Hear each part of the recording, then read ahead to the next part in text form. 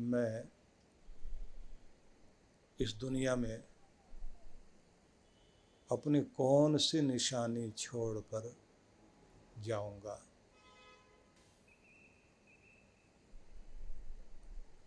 अपने से पूछिए, मेरे साथ कितने पाप चलेंगे और कितने पुण्य।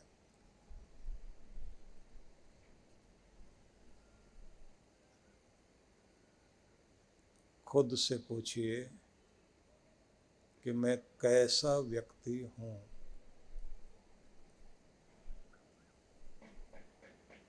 और आखिर में मुझे कैसा होना चाहिए। इन सभी प्रश्नों के उत्तर हर दिन आपने खोजने हैं और स्वयं को जानिए कि मैं शरीर नहीं हूँ। शरीर मुझे प्रयोग करने के लिए दिया गया है। 100 वर्ष की यात्रा के लिए इस पृथ्वी ग्रह पर मुझे भेजा गया है।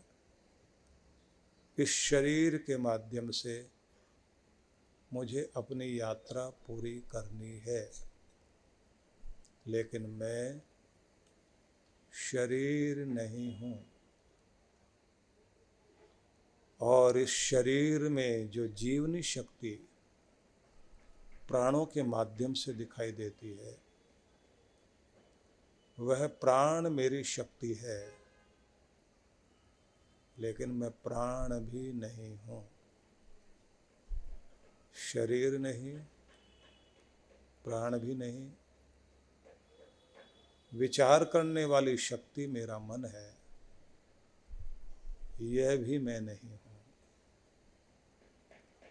जो निर्णय लेने वाली शक्ति है, वह मेरी बुद्धि है, मेरी अक्ल है, वह भी मेरे प्रयोग के लिए है, लेकिन वह भी मैं नहीं हूँ। मैं इन सब के पीछे बैठा हुआ इस सब का मालिक आत्मा हूँ। अति सूक्ष्म शक्ति पूरे शरीर में जो फैली हुई, जिसकी शक्तियाँ काम करती हैं, वह मैं हूँ। आज्ञा चक्र में मेरा ही प्रभाव है। मैं ही इस शरीर को छोड़कर दूसरा शरीर ग्रहण करता हूँ। मैंने अनेक शरीर धारण किए, अनेक अनेक शरीरों से होकर इस मनुष्य के देह में आया, लेकिन ये यात्रा आगे भी जारी रहेगी। मैं स्वयं को पहचान रहा हूँ कि ये मैं हूँ। लंबा गहरा श्वास भरें और ओंकार का उच्चारण करें।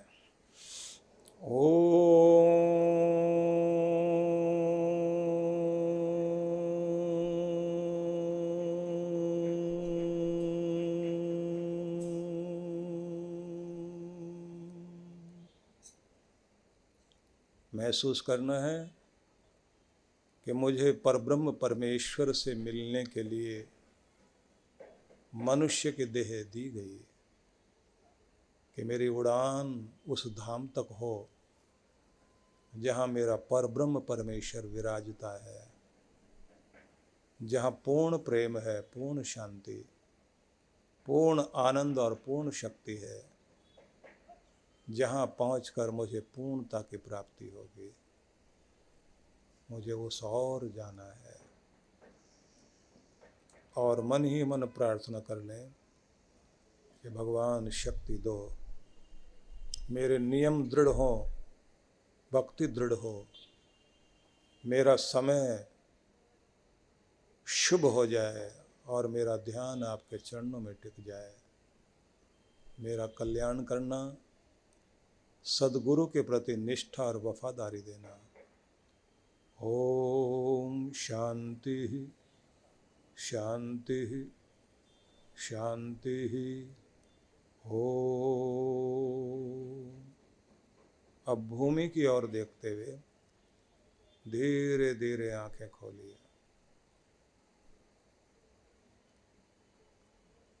अब इस तरह से आप थोड़ा बैठना, खुद को खोजना और फिर यहाँ से यात्रा करना कि भगवान से फिर कैसे अंदर ही अंदर जुड़ते हैं।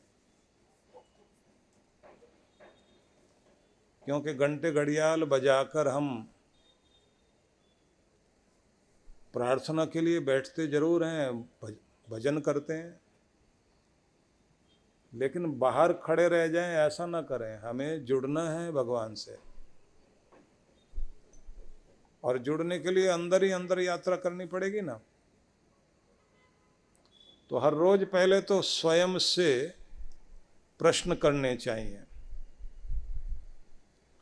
और जो कहते हैं ना कि बसत कहाँ ढूंढे कहाँ, किस विध आए हाथ, कबीरा तब ही पाइए, जब भेदी लीजिए साथ। गुरु को साथ लोगे तभी भेद मिलेगा। तो बसता कहाँ है वो और ढूंढ रहे कहाँ? तो उसे पाना है तो अपने अंदर खोजना होगा, अपने अंदर ही जाना होगा। जहाँ आपका आत्मा वहीं पर आपका परमात्मा। तो इसलिए हर दिन थोड़ी देर ध्यान जरूर करें, भजन करें तो भी मन टिकाएं, कीर्तन करें तो भी उसमें खो जाएं। दूसरी बात जो सबको ध्यान रखनी चाहिए, तप से अपनी आत्मा को निखारना है। जप करना लेकिन तप भी करना है। अब तप के बारे में भी थोड़ा सा समझ लीजिए। एक तप तो होता है ना कि आपको मौका मिले आप जंगल में जाएं या गुरु के पास आश्रम में जाएं, तो एक तप आप अपने घर में भी कर सकते हैं। अब उसमें थोड़ा थोड़ा ध्यान देना, नियम आपके बने रहें और नियमों को टूटने नहीं देना। गर्मी हो, सर्दी हो, हानि हो, लाभ हो, जीत हो, हार हो, सुख दुख, मान अपमान, कुछ भी स्थिति हो, आपके नियम चलते रहें। तो जो नियम को ध्यान में लेकर चलता है, तो ये नियम वाला तप भी साधारण तप नहीं है, ये जिता देगा आपको। अद्भुत तप है ये भी, कि नियम नहीं टूटने देना। दूसरी बात आपको क्या करनी है? तितिक्षा तप करना है। तितिक्षा तप क्या होता है कि अपने मूड को, अपने मन की दशा को संभाले रखिए। परिस्थितियों को कैसी भी हो, आपको अपने अंदर से टूटना नहीं, बर्दाश्त करने की शक्ति को बढ़ाए रखना। जितनी ये बनती रहेगी आपकी, उतना शक्तिशाली बनोगे। कि मौसम कैसे भी बदलें, आप उन्हें बर्दाश्त करते ही हैं। ऐसे लोगों का मूड भी होता है, उनके भी मौसम बदलते बिगड़ते रहते हैं। तो उनकी स्थिति में आपने घबरा नहीं जाना कि इनका मूड बदल गया, अब हमारा भी मूड खराब हो जाएगा। दुनिया बदलती रहेगी, अंदर से शांत स्थिर बने रहिए। और ये भी ध्यान रखना है कि तितिक्षा तप में एक बड़ी महत्वपूर्ण बात होती है कि आप जहाँ भी हैं, जिस भी स्थिति में है, मतलब चाहे गर्मी, सर्दी या गरीबी या अमीरी, बर्दाश्त करना सीखें। अपमान को भी, सम्मान को भी। जब आप छोटी छोटी बातों में घबरा जाते हैं ना, गुस्से में आ जाएंगे, इरिटेट हो जाएंगे, दूसरों को इरिटेट करेंगे, जिंदगी में दुख बढ़ेगा। और दुनिया की बातें तो ऐसी हैं, उनको गले लगाने की जरूरत नहीं है। गले तक ही रखना चाहिए, दिल में नहीं उतारना चाहिए। शिव जी ने जैसे विष पिया तो कंठ में रखा ना, उसको नीचे नहीं जाने दिया। तो नीलकंठ कहलाते हैं भगवान। नीलकंठ कहलाने का मतलब क्या है? वो ये समझाते हैं सारी दुनिया को कि भैया दुनिया का जहर पियो, रखो कंठ में, ना तो उगलो और ना निगलो। दिल को लगाओगे जीना मुश्किल हो जाएगा, और उगलोगे दूसरों का जीना मुश्किल हो जाएगा। इसलिए ना तो दिल को लगाने के लिए दुनिया की बातें हैं और ना दुनिया को परेशान करने की जरूरत है। गला नीला किए बैठे हैं भगवान, ये कह रहे हैं मैंने भगवान होकर पिया तो तू भी पीना, पीना ही पड़ेगा सबको। सबको रोज कड़वाहट पीनी पड़ती है ना। जिन्होंने आपसे इतना सुख पाया, जिन बच्चों को पाला पोसा लायक बनाया, कंधे पर बैठा कर दुनिया दिखाई, वही एक बार जब बोल जाए आपने हमारे लिए किया ही क्या है, ऐसा लगता है जैसे किसी ने पैर से धक्का दे दिया कि अपनी जिंदगी का सबसे कीमती समय उन बच्चों के पालने पोसने में, लायक बनाने में जो कुछ हो सकता था वो सब कुछ किया। जिनके आगे कभी गिड़गिड़ाना नहीं, बल्कि जिनकी शक्ल देखनी पसंद नहीं थी, उनके आगे भी गिड़गिड़ाते घूमे। कहाँ कहाँ से कैसे रोजी रोटी कमा कर लाए बच्चों के लिए, इतना कुछ बनाकर उनको दिया। मान करना भी नहीं जानते, आंखें दिखाते हैं साथ में। तो क्या करोगे, बर्दाश्त तो करना ही पड़ेगा ना। वहीं रहना है, भाग कर जाओगे कहाँ। और ये आज से नहीं चल रहा है, ये तो हजारों सालों से ऐसा ही कुछ है। विदुर जी ने लिखा 5000 साल पहले महाभारत में। उन्होंने कहा कि मरीज जब रोगग्रस्त होता है तो उसे सबसे ज्यादा प्यारा कौन लगता है, डॉक्टर। उसके आगे पीछे घूमेगा, लेकिन ठीक होने के बाद उसका नाम भी याद नहीं करना चाहता, उसके पास जाने की कोशिश नहीं करेगा। और जब पढ़ रहा होता है बच्चा तो सारा ध्यान उसका अपने टीचर पर रहता। माँ बाप की नहीं सुनेगा, टीचर की जरूर मानेगा। लेकिन पढ़ाई हो गई खत्म तो उसके बाद टीचर अपनी जगह और हम अपनी जगह, भूल जाता है ना आदमी।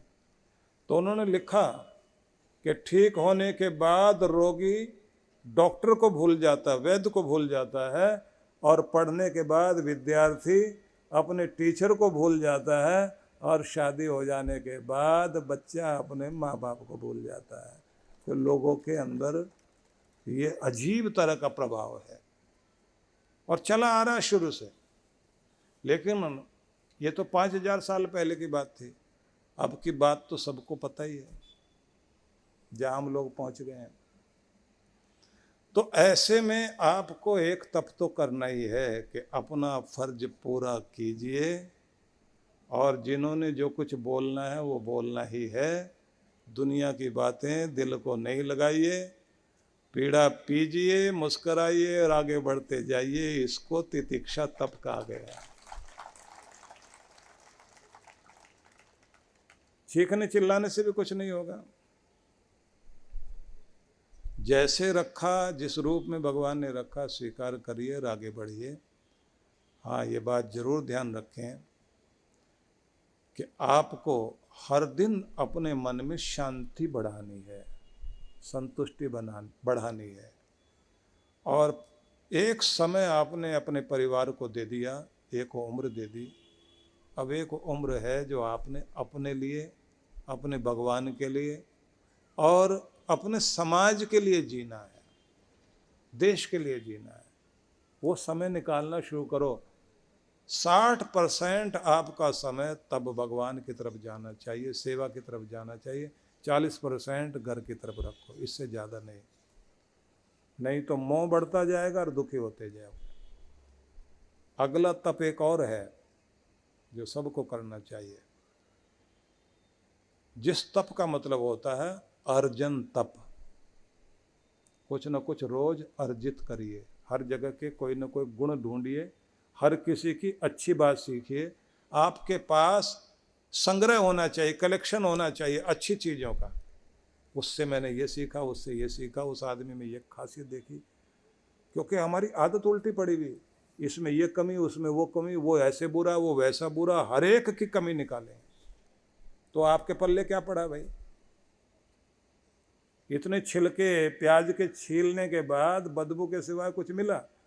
हर जगह से जिसका भी जो गुण देखा उसकी तारीफ करो और उसी को अपने अंदर भरते चले जाओ और अपनी जिंदगी को सजाते चले जाओ।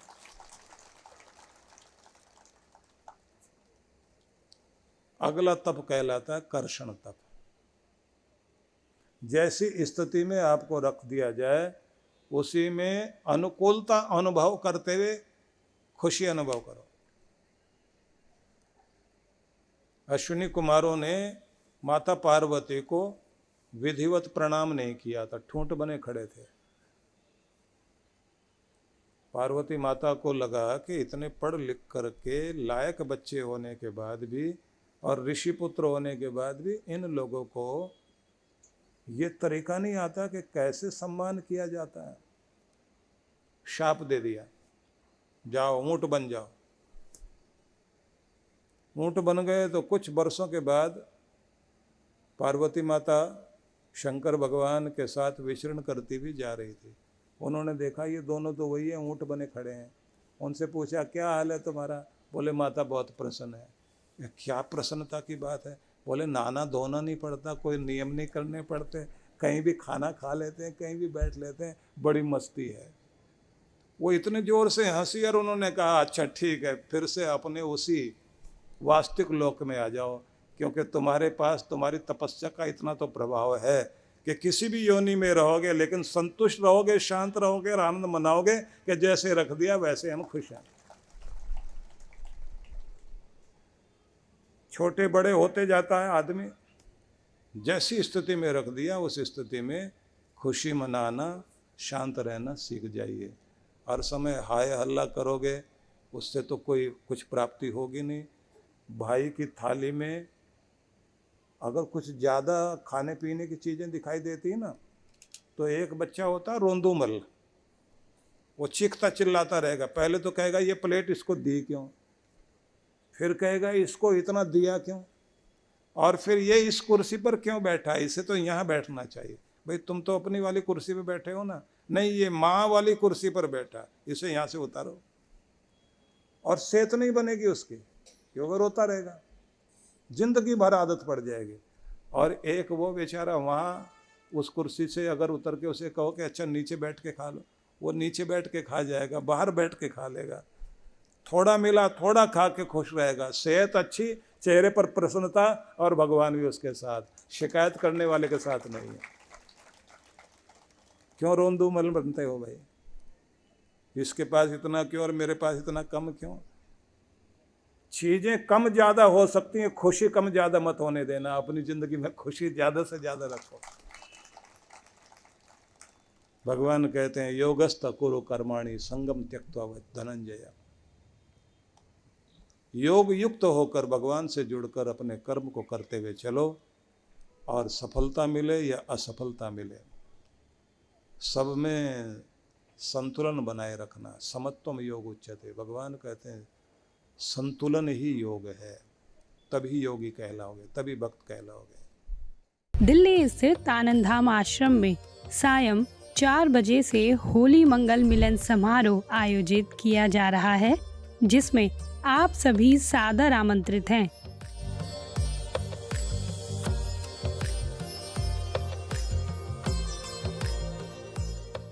राधा जी के संग संग है मुरारी।